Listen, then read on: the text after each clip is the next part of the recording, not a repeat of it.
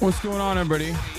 I hope everyone's having a fantastic evening, fantastic afternoon, fantastic pre-noon, no matter where you are in the world. I'm Hassan Piker, and this is the Awesome broadcast coming to you live from Cloudy, what the fuck? Cloudy, California, Los Angeles, folks. We're live and alive, and I hope all the boys, girls, and MBs are having a fantastic one because today's a beautiful day. Today's a wonderful day. Today is Thursday. That's right. It's Thirsty Thursday, May 2nd. One day after May Day, one day after May 1st. 2024.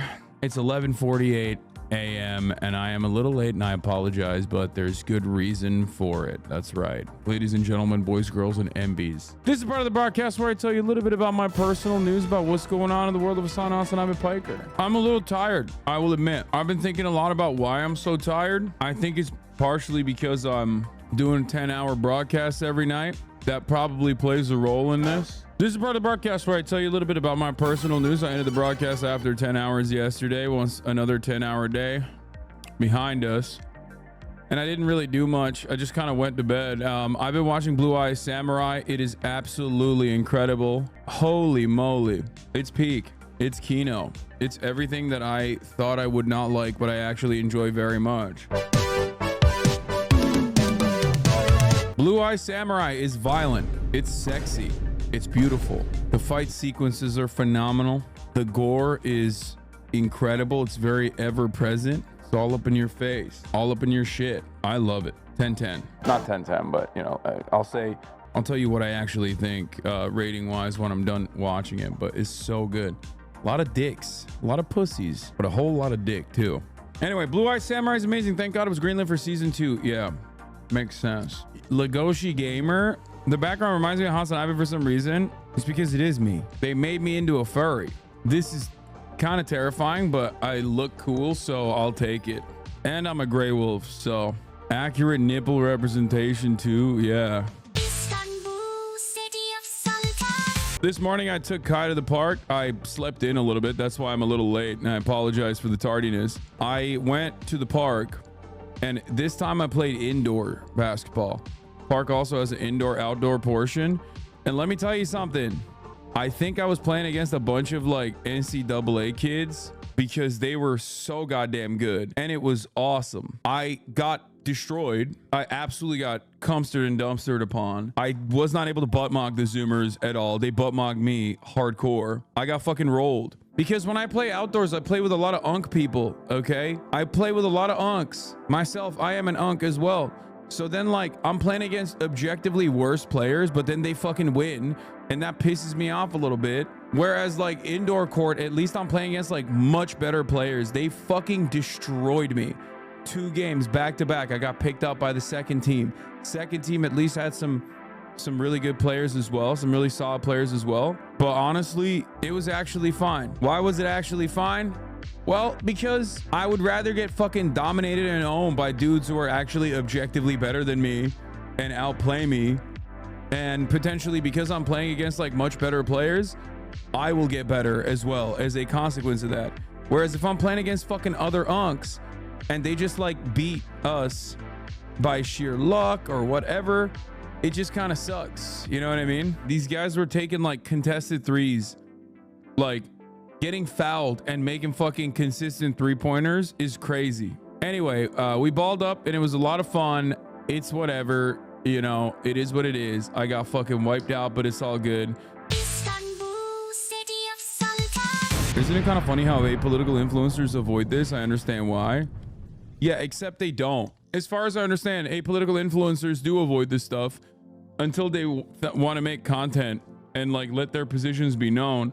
And the positions they have is like usually just objectively the worst thing you ever heard. I'm beginning to recognize that a lot of people who kept saying like, oh, I actually don't really care about what's going on. I don't know what's happening, but I'm like pro-Palestine, I guess. People that say shit like that are now openly just being like, yeah, let's kill the fucking protesters. This is fire. Fascism. It's here. It's been here. I want to draw this back to like obvious restrictions of civil liberties happening on the domestic front that people do care more about in comparison to like American foreign policy as it pertains to Palestine or Israel. For example, I want to talk about abortion. Abortion rights are obviously rights for medical freedom and bodily autonomy for women, which comprise 50% of the U.S. population. And abortion rights have been restricted all around the fucking country. So if you're a woman right now, if you got a pussy, if you got some fucking ovaries on you, and you also simultaneously, and you're most likely as a white woman, are looking at the protests happening on campuses and going, kill them all. Kill them all, actually. Remember that when you go out to the streets to fucking defend your bodily autonomy, the very same restrictions are going to exist for you too. So you are actually championing your own demise if and only if you are the type of woman I'm talking about. Obviously, many of those women aren't in here, but just remember that. You know, we'll still be out there. We'll still be out there fighting, obviously, as a matter of fact, for your bodily autonomy, just like the bodily autonomy and sovereignty of the Palestinian people. But just remember what you are channeling. Okay, white women specifically, white women that, you know, have a nasty little habit of sometimes voting for Donald Trump. Just want to make sure that you guys really understand that if you're fucking channeling the sick, the rabid dogs of the state on these fucking students shit, if you got that energy, remember that energy will inevitably be directed back at you. Okay, you are going to eat that shit. The American government has genuinely lost its mind. Wait, what the fuck is this? Are they doing a prayer? Are they doing prayer hands? We're here to discuss the little Gazas that have risen up on campuses across America and the liberal college administrators and politicians who refuse to restore law and order and to protect other students. These little Gazas are disgusting cesspools of anti-Semitic hate, full of pro-Hamas sympathizers, fanatics, and freaks. The terrorist sympathizers in these little Gazas aren't peacefully protesting.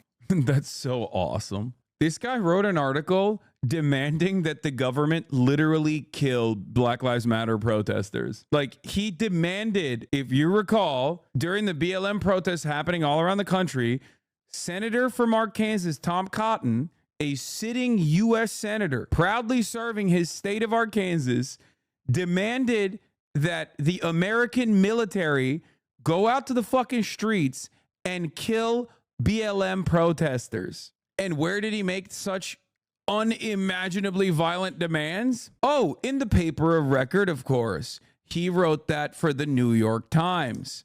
The very same New York Times who's also channeling his attitude quite perfectly under the guise of objective, neutral language.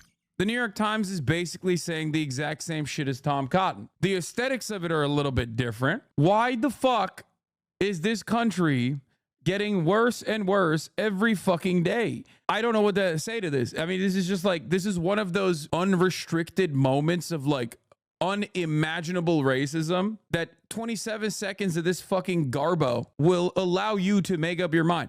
If you look at this and think, no, he's making some good points, like I agree with him, then you might be lost. You know what I mean? I don't know if there's any salvaging you. Your brain is carved the fuck out, it seems. If you look at it and you go, well, I kind of agree with like violently suppressing free speech on college campuses, but like he's just being a little too racist. You're a little bit more cowardly than Tom Cotton, but you ultimately do agree. It's the same motivating principle behind these demands being made. The motivating principle being, ridiculous amounts of unrestricted racism, just unshackled Islamophobia, xenophobia, bigotry. What a wonderful time to be alive. That Mr. TikTok CEO, what kind of Chinese are you, boy? Senator fucking, let's kill all the Black Lives Matter protesters now. I'm going to write this article in the New York Times. That man is almost entirely in agreement with the motherfucking U.S. president. Isn't that crazy? Israel's conduct of the war.